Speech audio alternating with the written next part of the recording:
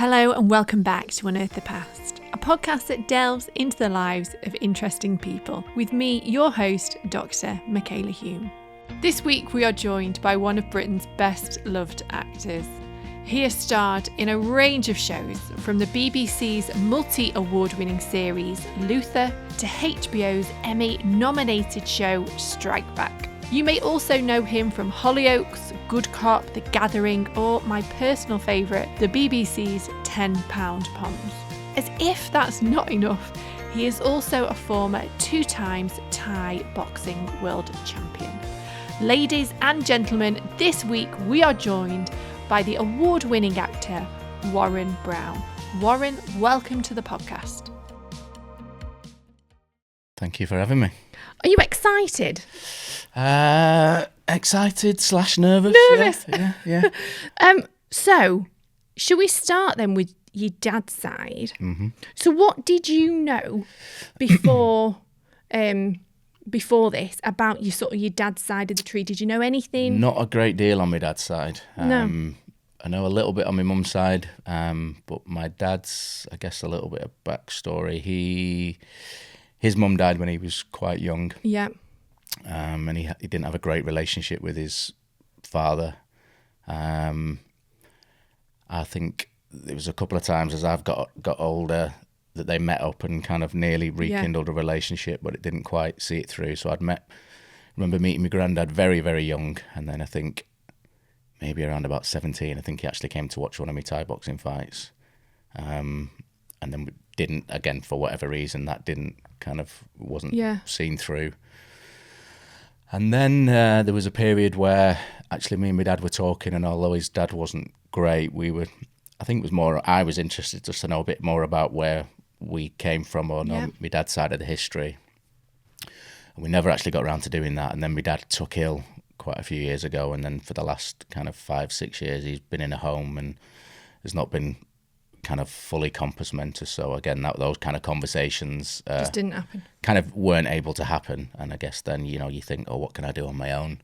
But then when an opportunity presents itself, when an expert gets in touch, so not a great deal. Like I say, I knew he, when we were really young, my dad had a brother and a sister that we saw a little bit when we were kids, but they both passed away as well. So what are we going to find out here is the question. Are you ready? So were you curious? Because I know years ago you took an ancestry DNA test, didn't you? I did. To find out a bit more about your ethnicity. Mm-hmm. And do you remember what that came back saying where you were from? I remember not really believing it. Really? Well, just because there was a large percent of Irish, a large percent of Scottish, and kind of not sure kind of on my dad's side, but then when I did another one and it came through, and it was kind of very, very similar. So okay, all right, I believe then. But chatted to my mum and chatted to my uncle, who's quite well into his ancestry tree, and he can't seem to find anyone Irish or Scottish in there, or doesn't seem to think there's anyone Irish, Scottish on my mum's side. So yeah, I mean, they're accurate. You work with them a lot. Yeah. You have got Irish in your tree. Yeah. Yeah. You also, which won't come as a shock to you, have West African in your tree on your dad's side. Well, this was again one of the main things is I knew that there was something, but not actually knowing specifically where. Okay, well, should we pick up then? Should Yeah. we start with your dad's side? Okay, so I'm going to start with your granddad, and then we're going to work backwards. Is that all right? So your grandfather was called Martin Percival Brown. Yeah. I'm sure you knew that, Martin Brown. Yeah. And your grandmother was Edith Kathleen Green. Mm-hmm. And the first document I'm going to show you is their marriage certificate. Mm-hmm. And I wondered if you can, the handwriting is terrible, if you can try and read it out or try and make out some of it, that'd be great. If you can't, don't worry. Okay. Go on. I don't wear glasses, but maybe I should. I did actually ring him up yesterday, by the way, You folks, did. and say, You if you did. wear glasses, bring them, because now would be the time. And I said, oh no, I don't wear glasses. Yeah. Martin Percival Brown, bachelor. Isn't the old writing really fancy? Isn't it? Really hard to decipher. Rank or profession, what does that say? Market man, food stuff. And fancy goods. Yeah, because I think he might have had shops or something. Okay, and Edith Kathleen Green. You obviously know what that says. What does that say? Yeah, so she's a hat maker. Okay. So she made hats. I like hats. Does it tell you where they lived? It should say, does it say Darcy Street? 58 Darcy Street, Manchester. Is that where they were? So I'm assuming that's where my granddad was living. That's right, yeah. And then Robert Street, is it? Manchester also. So I've actually got an image for you around the time of when your granddad lived there of Darcy Street. Oh, wow. So that is what Darcy Street looked like back in the day. Where is Darcy Street in relation to where we are now? So it's towards like the Hume Moss Side area of Manchester. And then Robert Street, just in case you're curious. Yeah. That is the street, and that's where your grandmother worked at that hat factory. Wow. So I thought these were just for show, just for set decoration. But no. Carry on, Doctor, carry on. I'm going to keep going. Now, there's something else that the marriage certificate tells us, and that should be who the dads are. Yes. Father's name, Percival Brown, deceased. So that was your great-granddad. Yeah. And then John Green. I did a search for Percival Brown. There are no Percival Browns that I could find that I could link to your tree whatsoever. So it's a short episode then? This is really quick. It's going to finish in 2 minutes. So then I went to the library, and I think I spoke to you about this. I looked at the electoral register of where he was living when he got married, your granddad, on Darcy Street, to see if there was anybody else in that household that had the surname Brown that I could then link to your granddad. Obviously not, no. Everyone else had like a different surname. Okay. So I was going to ring you at this point and go, Warren, we can't do it. I can't go any further with your tree. I can't find anybody with a dad called Percival Brown, you know, with a son called Martin Brown. I just can't do it. Like, this is going to be the quickest tree. And the first time I've failed. But then, what I did, I spoke to my amazing friends at Ancestry at ProGen. Hi, Jenny, Dr. Jennifer Doyle. And she said, look, you crack on with the Manchester records. My team will have a look at your DNA. Mm-hmm. Right? So they went through all your DNA matches and built the family trees of your DNA matches because you'd taken the Ancestry DNA test. And you had a distant DNA match. And your distant DNA match, it was like a fourth cousin. You shared, I think it was like 68 centimorgans. So DNA is measured in centimorgans. The closer... Centimorgan, that's why I saw that and just thought centimetres. What, What's a centimorgan? No, I like it. Yeah, small c, big M. So DNA is measured in centimorgans. So the more centimorgans you share with somebody, the closer you are related in theory, right? So it was 68, so it was quite small. Anyway, this person had the surname Cox, who were based in America. So they did their family tree.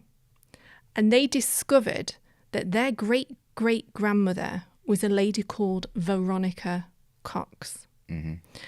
And Veronica Cox was born on the 1950 American census in Salford.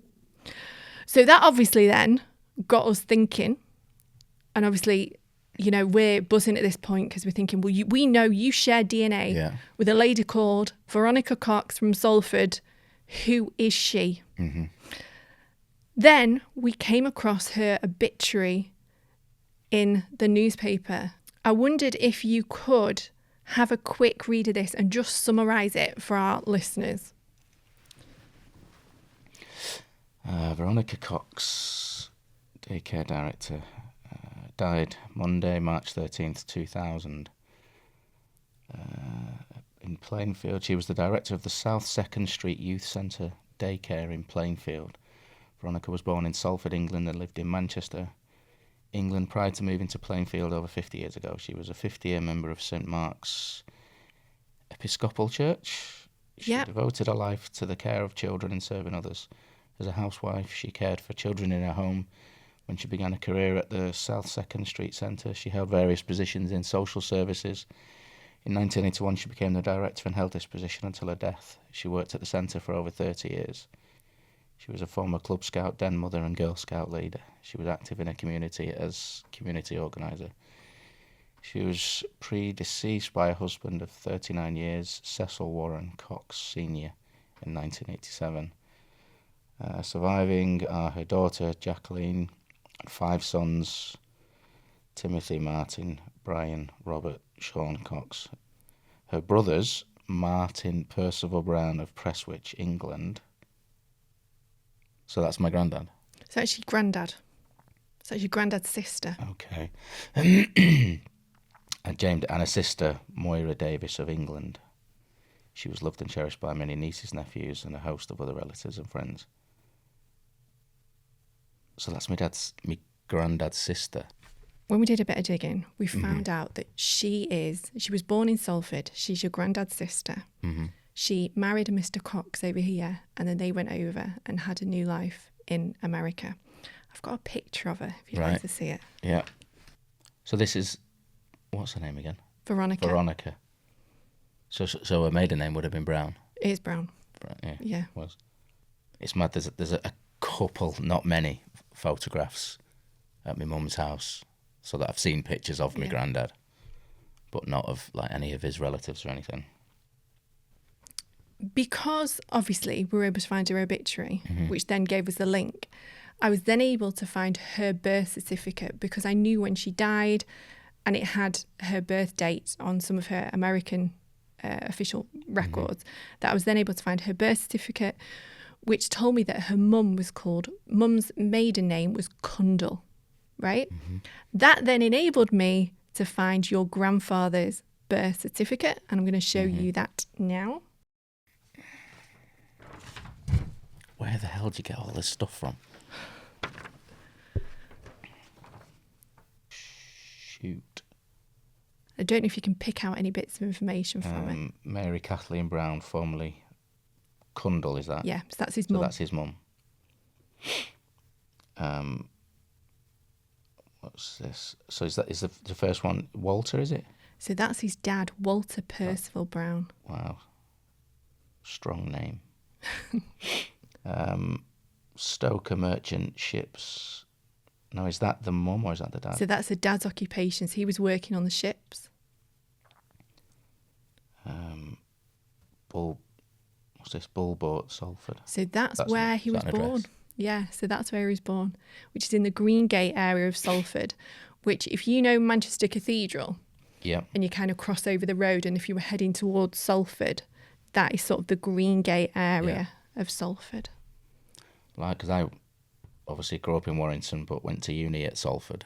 Yeah. And lived in Salford, lived in the old Royal Hospital. Yeah. For a bit. And then lived in city centre after I left uni for a bit.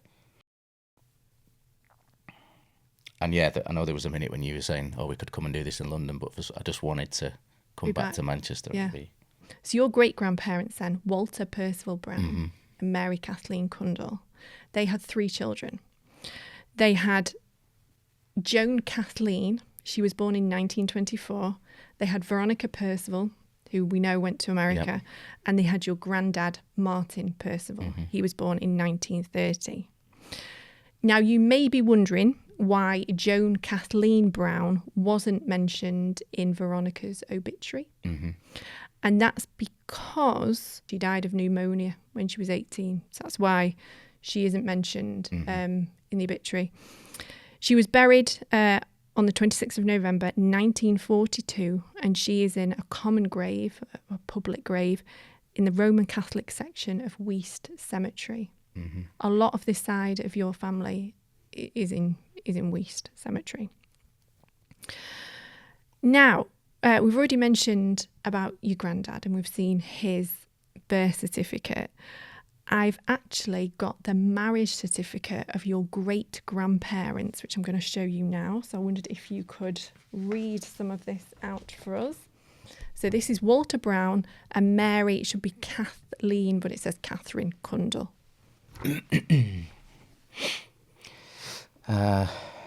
Marriage solemnised in the district of Salford. So they were, okay, Walter Brown, Mary. And that's Kathleen Kundal. bachelor, spinster, ship's fireman. Yep. So the 22nd of October 1921, Walter Brown. Yep. Mary Kathleen Cundall. So that's my great-granddad. That's your great-granddad and your great-grandmother. Wow. And then right on the end, it will tell you who is your great-great-granddad.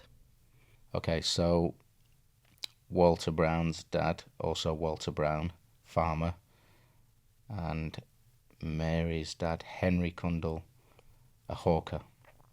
Yeah. That's hawking goods, nothing to do with That's nothing to do with birds of prey. No, but I like the fact you thought that, somewhere in Salford. That's why I like Kes. They were shooting birds out of the sky. Probably were, actually, but yeah. There's something that you might not have picked up on, actually, from your granddad's birth certificate. And that is that his dad is deceased when he's born. Okay. I've actually got a record that explains what happened to Walter Brown, which I'm going to show you now. So this is his death certificate, and he died on the 18th of July, 1930. And his son was born on the 24th of July of the same year. Oh, gosh. 32 years old. There's a lot of young deaths in this family. Yeah. The 18th of July 1930, my granddad was born. So your granddad was born on the 24th of July 1930. Is that pneumonia again? Yeah, pneumonia. Widow of deceased, present at death. So would he have died while he was away? No, so he died here. Right. So there was 6 days. She was obviously really heavily pregnant, your great-grandmother, literally about to give birth, which she does 6 days later, and sadly passed away of pneumonia. He's buried at Wee Cemetery. Again, he's buried in a common grave. But I have got a record that I'd like to show you that relates to his funeral. Prince Emenu, West African chief at Manchester funeral. Prince Emenu, the West African chief who has been responsible for the inauguration in Manchester of the Negro Justice Association, today attended the funeral of Mr. Walter Brown of Greengate, Salford, one of the members of the association. He was a member of a distinguished family in British West Africa, said Prince Emmanuel to a representative of the Manchester Evening News today. And because of his rank, he was entitled in our community to the title of Honourable. He was a faithful member of the Negro community. The Negro Justice Association has been formed to help Negroes in Manchester to find work and generally to look after their interests.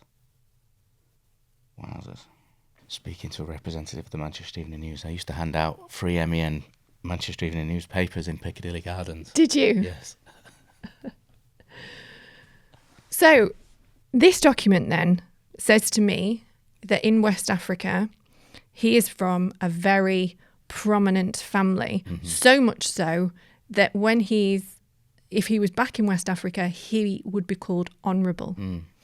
So what we know about him is your great-granddad is from a very honourable, high-ranking family. Do these titles get passed down? Can I now be Honourable? I imagine if you go there, you would be called Honourable Warren Brown. I'm going to show you the 1921 census, because he is on that census. Who's Alice Walker? So Wait. that's who he's lodging with. It says wife, then crossed out. Yeah. That's not his wife. That's definitely not his wife. Okay.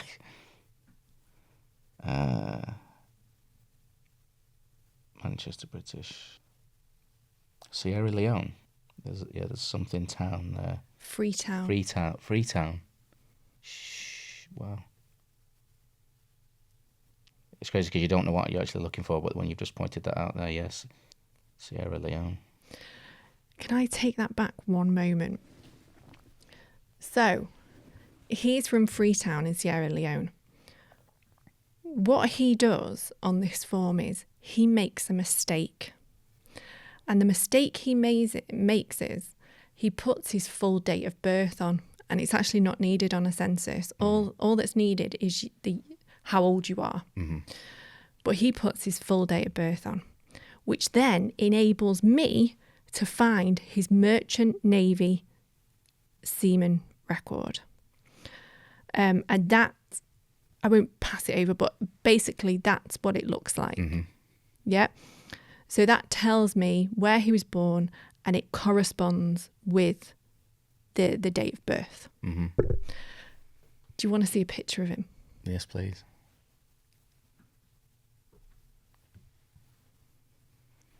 Such a great granddad.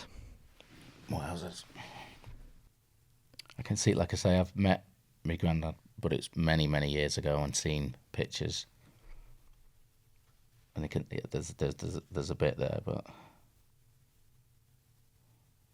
so this would have been for his. Yeah, so this is his merchant seaman record. Yeah, so you saw page 1. Basically, that is page 2. The only reason I was able to get that picture was because he makes a mistake on the 1921 census. Wowzers. And puts his date of birth on it, which isn't needed. But thank you so much, Walter, for doing that. Nice one, Walt.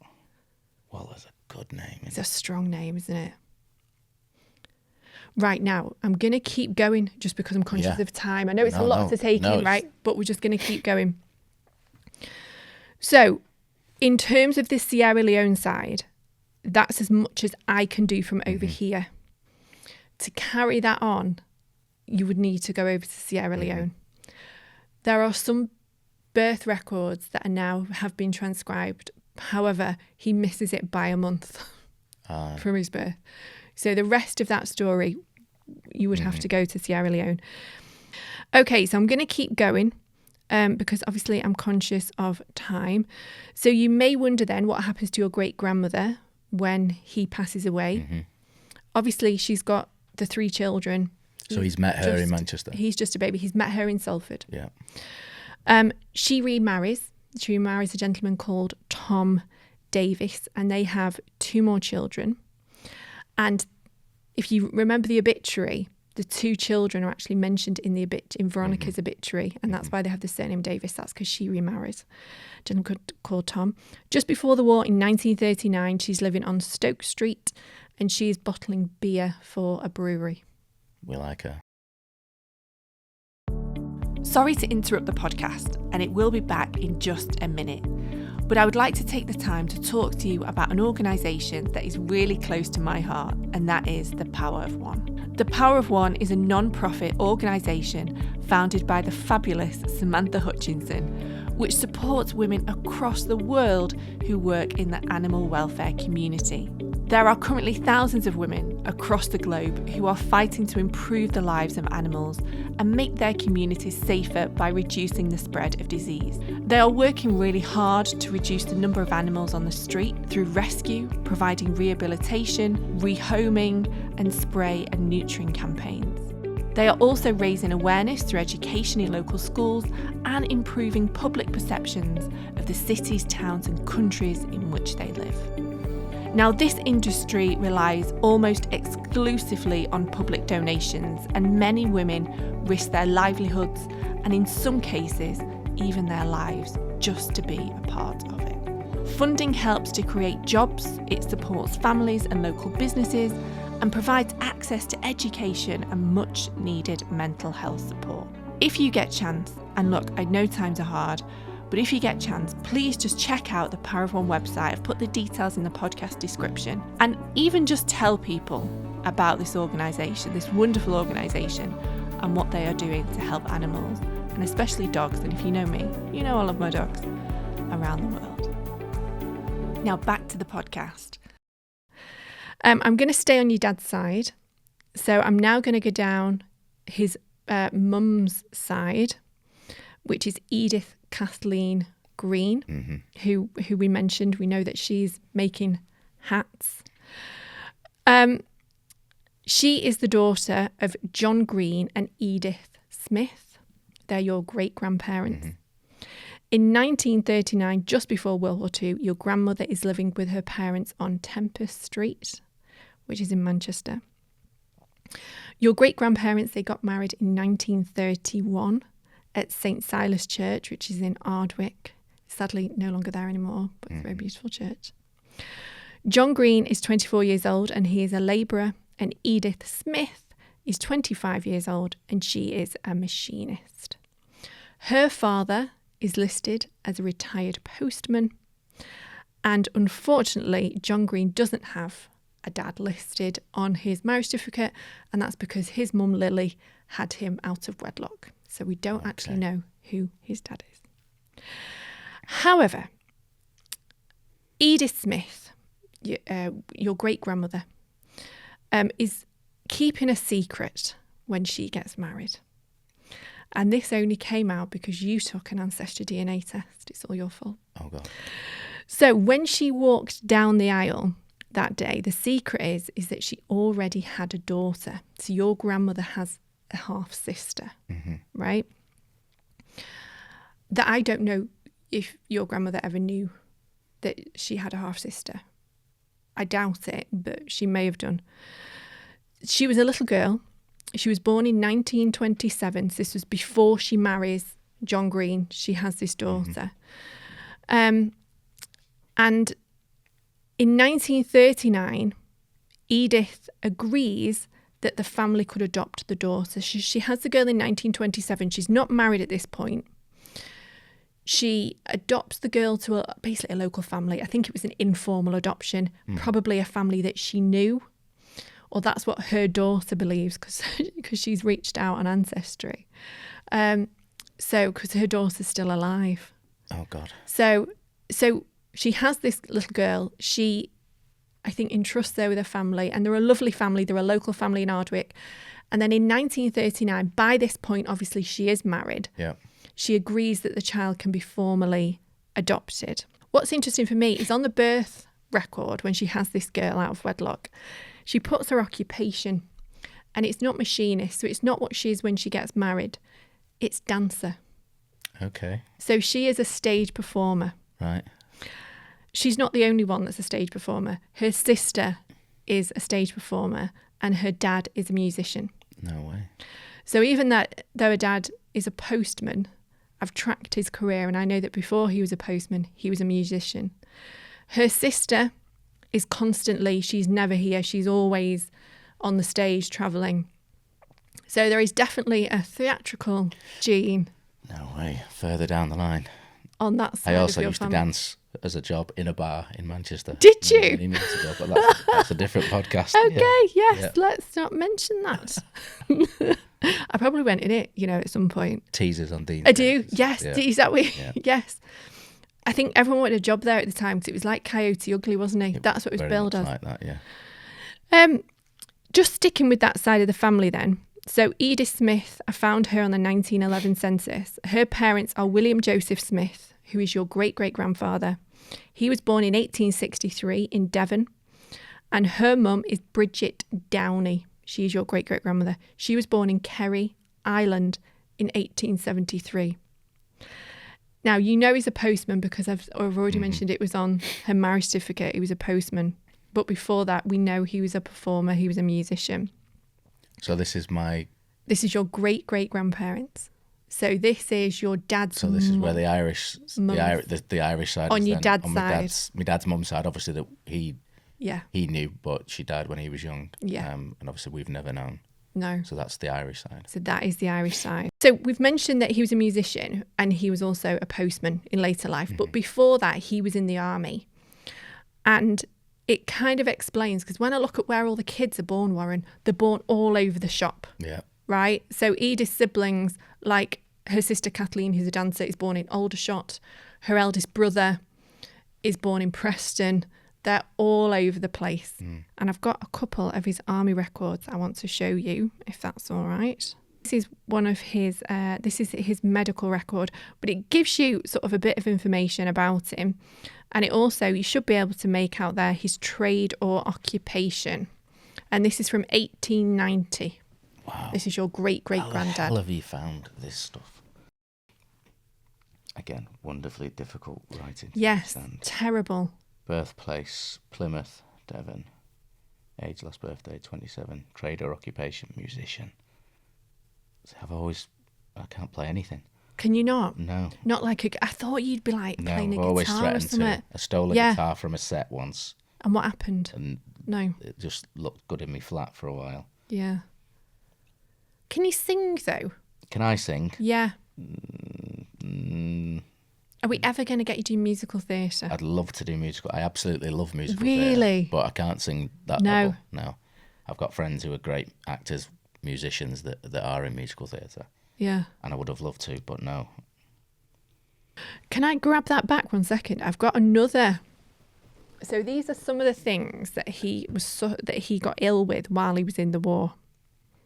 So I don't know if you can make out. So in the middle bit here, Warren, are some of the illnesses he has, and he has one reoccurring quite a lot. I don't know if you can kind of make it out.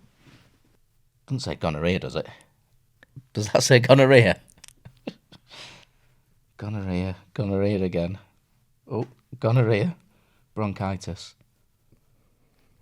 And are these genuinely illnesses, or is he... So this is just his medical record of times when he needed hospital treatment. Oh, God, so it's, yeah. Bronchitis and a couple of things I can't make out.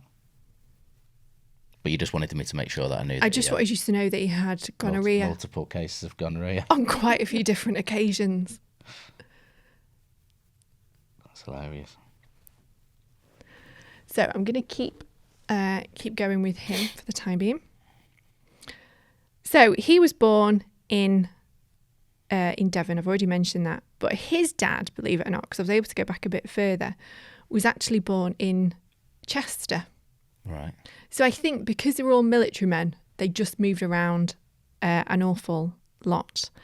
But I think, like when you look into your family tree, I think definitely that showman side, the being on the stage and the theatre side, definitely is echoed in that part of your tree. I'm going to just quickly touch on your mum's side because I am conscious of time. So your great-grandfather on that side is Edward Cretney. Is that how you pronounce it? Cretney, yeah. I knew him when I was a kid, and knew me mum's mum Maureen. Yeah. So the Cretney side of your tree, they're from the Isle of Man. Right. When we go back, your great-great-grandfather, John James Cretney, he was born in 1857, and his wife was called Mary Ledbetter. They were the ones that moved from the Isle of Man to Ashton upon Mersey in Sale in around 1900. Right. The Ledbetters were actually fishermen from Fleetwood, believe it or not. So there's definitely fishing in your genes. That didn't come down to me. I think I've been fishing once on a stag do. How did that go? Not very good. Sea fishing, 8 hours worth of sea fishing. I think for 8 of those hours I was hanging onto the side throwing up. Yeah, so it's not past that's not gone through the genes, has it? So, yeah, as I mentioned, the Ledbetters, they were fishermen from Fleetwood. Your great-great-grandmother, Mary Ledbetter, she had been married before. So before she married John James Cretney, she had married a gentleman called John Kim in 1880. So, sticking with your mum's side, we stick with your mum's dad's side. His mother was Ethel Moores. I don't know if you remember an Ethel at all. No. She would be your great-grandmother, I think she would be. Yeah. Her parents, your great-great-grandmother, was Samuel Moores, a baker, and Louisa Jane Evans.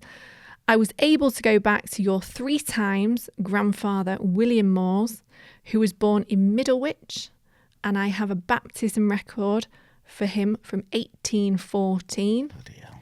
I was able to go back further than that on his mum's side. I couldn't go back any further on his dad's side because his dad's not listed. She had him out of wedlock. Right.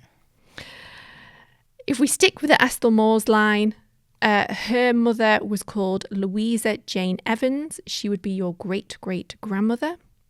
Her father was Charles Evans, a joiner. He was born in 1826 and he died in 1873. And her mother was called Betsy Edgerton. I have their marriage record, but I'm not going to show you because we're short on time. Mm-hmm. You can see from the marriage record that Charles had been married before.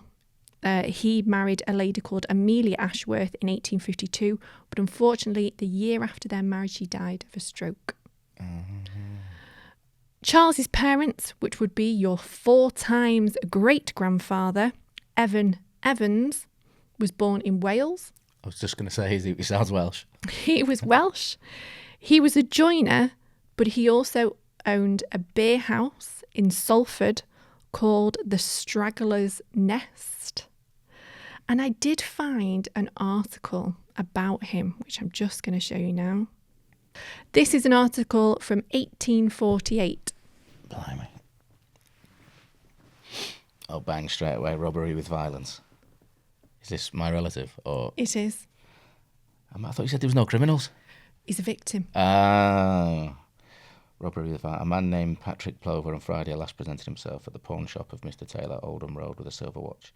He wanted to borrow 30 shillings on it. Suspicion being excited that he had not come by the article in an honest way. He was interrogated about it, and as he could only say in reply that he'd got it from a man in a public house in Deansgate, no way, whom he did not know, and paid 35. I'm assuming that's shillings, right? Yeah.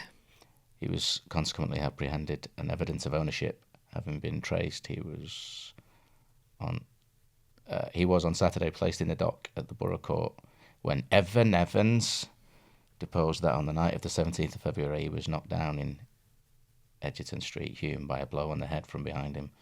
On recovering his senses, he found his watch had gone. The watch now shown was the one he was robbed of. The prisoner was committed to sessions. So that is it. I did manage to find... this is a very old book from 1850. Mm-hmm. And both Charles Evans and his dad, Evan Evans, are mentioned in this trade directory. So they are joiners. And obviously Evan Evans, his dad, also owns the beer house. Mm-hmm. So I will show you this once we have finished recording. Yeah. But I've just got one last question, which I always ask all my guests. If you could have dinner with anybody in your family tree tonight, who would it be and why, and what would you cook them? Oh, gosh. Well, unfortunately, none of the relatives were great chefs, and that didn't get passed down. I don't know. I think maybe Walter. Yeah. In Sierra Leone. Yeah. I bet he'd be a good cook, I bet he'd be a great cook, yeah. I bet he'd do amazing food. Yeah. Warren, thank you so much for coming on my podcast. It's obviously there's so much information to take on, but I know obviously then I can kind of go away and look at and process it. But I'm so very grateful for you for all that work, and actually being able to just go, right, I know, because like I say, I've got had so many questions and not knowing exactly, and people go, I can see that there's something, but never knowing, and actually just to know exactly where it was and be able to see kind of when they moved over, but also that it's very Manchester through and through as well. Oh, proper Manx through and through. Yeah. And there's so much more to do, by the way. So this is just literally the tip of the iceberg, I think, for your trade. There's loads more research you can do with it. But thank you so much. No, thank you. So that is it for this week's podcast. A huge, huge thank you to my fabulous guest, Warren Brown. Also, if you get a chance, please check out The Power of One. I've popped a link in the podcast description below. If you want to get in contact with me, you can do so via my website, which is www.michalahume.com. Have an absolutely fantastic week researching, folks, and I shall see you again very soon. Thank you for listening.